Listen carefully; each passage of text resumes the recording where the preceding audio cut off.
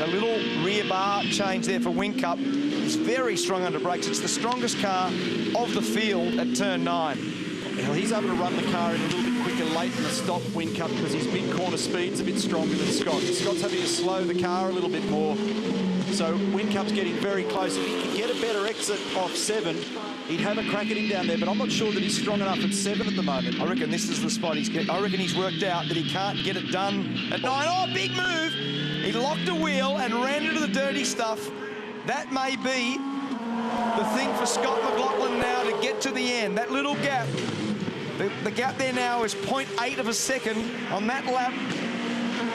Whincup lost about 4 tenths because it's a 22.5 versus a 22.9. And huge pressure and temperature here for Scott McLaughlin, and he is not blinking. So you got Whincup all over you going into the final corner. Looks as though he could even give you a quick drilling as you get down there, and we're not seeing any faltering at all from McLaughlin. In fact, caught the dirt. Yeah, left rear dropped onto the dirt there for Whincup. That explains it a little bit more, but it's giving him a cushion. Here it is again from the back of Scotty's car.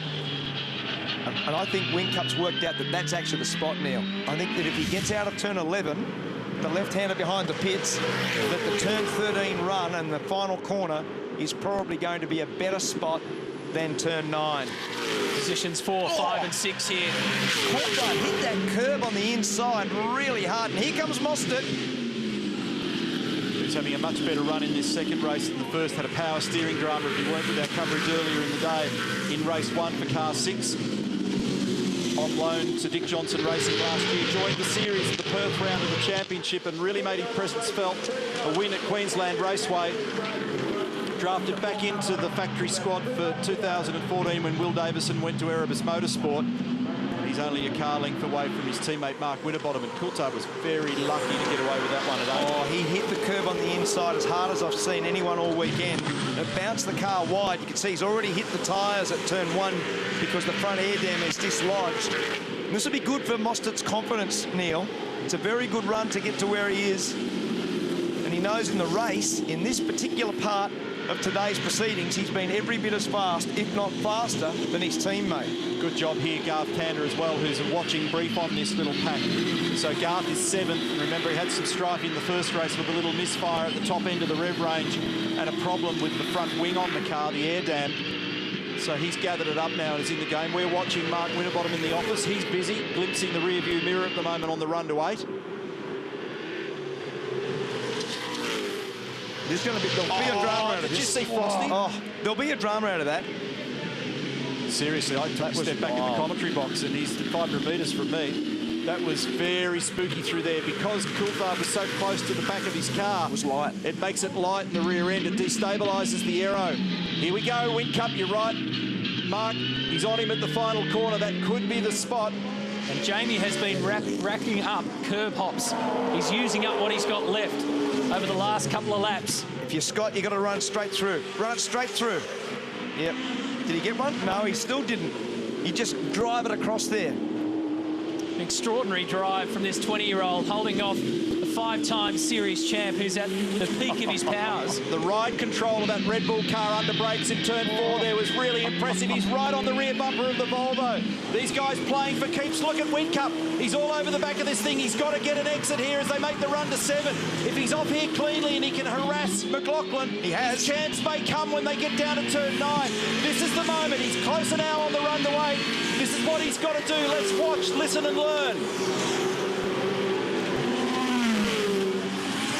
Nothing in it. Move it over, Scotty. But if anything, McLaughlin can hold his ground there, and Whincup is at the absolute edge of the braking performance. He goes wide. No. He's trying to get underneath him. When they get to 10, the crowd reacts. This is fantastic. Whincup up the inside. McLaughlin gives him some space. They run, but the Red Bull Racing man has got through. The champion's done the job. Dive down the inside, down the inside. So close. What a battle. Unbelievable. Craig Austin wins. He's back. And Scott McLaughlin puts one on the champ. And Volvo into second on debut. Sensational, Scott McLaughlin. That is brilliant. absolute brilliance. Well done, Scott McLaughlin and Jamie Whincup. That's as tough as an exchange gets.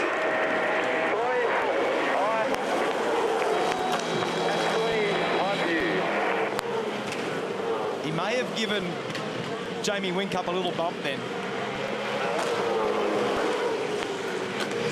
Hey, Gary Rotley wants to give his boys a cuddle. You were right. That didn't work. Gary Rogers, you know how tough this game is, better than anyone, mate.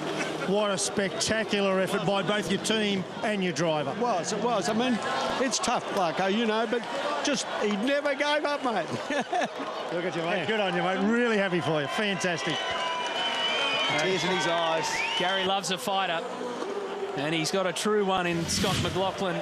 Now let's take a look at this final turn. So Whincup's got him. They rub panels.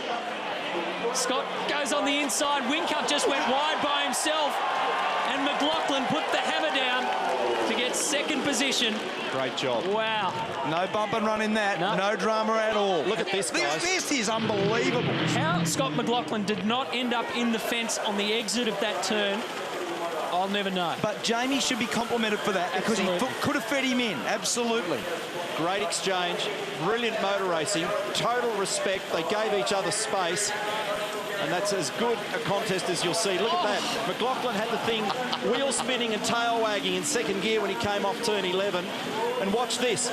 He positions back on the race line. That's where the grip is. Traditional line, makes the apex. Jamie picks up the throttle and slides it, and Scotty gets one. How's that? He's no Sunday Volvo driver. He's a Saturday Volvo racer with a hell of a fight. But congratulations to Craig Lowndes and Jeremy Moore. So Red Bull Racing deliver a 1-2 punch in terms of victory. And this huge crowd, 80,000 people here today. They've seen another classic. Lowndes, who won the first race here in 1999, now has 6 race wins at this circuit. And this will be emotional. And the Red Bull team are out there to applaud Scott McLaughlin as well. They did. All of pit lane were doing this. This was just a fantastic reaction from the industry for Gary Rogers Motorsport and Scott McLaughlin. Well done, Lounsey. 95 race wins now. Lounsey goes over to congratulate Scott McLaughlin because we appreciate the enormity of what he has achieved. But congratulations to you, Craig Lowndes. I mean, that's why you are the champion. Mate, tremendous effort. You end day one as the championship leader. Nice way to start this year. Yeah, thanks, Brett. It was great to have the first race out of the way. We had a great one, too. I was actually watching the big screen, watching these two guys going at it, hammer and tong. So luckily I had a bit of a buffer. But look, credit to the guys in Red Bull. We made a few tweaks over between races. The sun was a little bit of a worry for about 5 laps, but then, of course, it disappeared behind all the buildings, and away we went. So what a day. Those tweaks all set for tomorrow now? Oh, look, for sure, no doubt. And we've obviously got to think about a longer race, not just the sprint races. But, the boys will do a fantastic job. We've got a car in one piece. So, look, it's all looking good. But just going to say hello to Levi and Chili at home. It's looking good. Good on you, Lounsey. Congratulations. Hey, come with me now, folks. Let's catch up with this guy as he embraces his team, Scotty McLaughlin. It has been a remarkable result. And as he just catches up with Richard and the crew, Scotty, that was incredible. That is going to be one of the great moments of the year, and you've nailed it again. Well done. Holy cow. Thank you.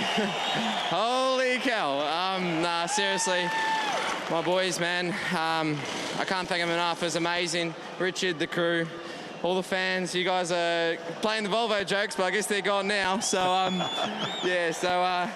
thanks, guys. And, mate, I've never been this happy second. Jesus. Now, just take us through the emotions for you. You're on the last lap. You've got Jamie Whincup on your tail. He gets by you. Yeah. What happens then? Oh, I was an idiot. I slowed down too much. So I should have blocked him a bit better, but he got me, and then we went side by side. It was pretty good racing, and I don't know what happened on there. I just plucked her in first and gave some gentle. Fuck yeah. Sorry. Sorry. We understand there's a level of excitement, Scott. Sorry to all the little kids out there. But congratulations, Adam. And what a way to kickstart your team. What a way to bring Volvo into V8 Supercars. Volvo, Polestar, Valvoline. Thanks, guys. Hopefully got more of this. Yes.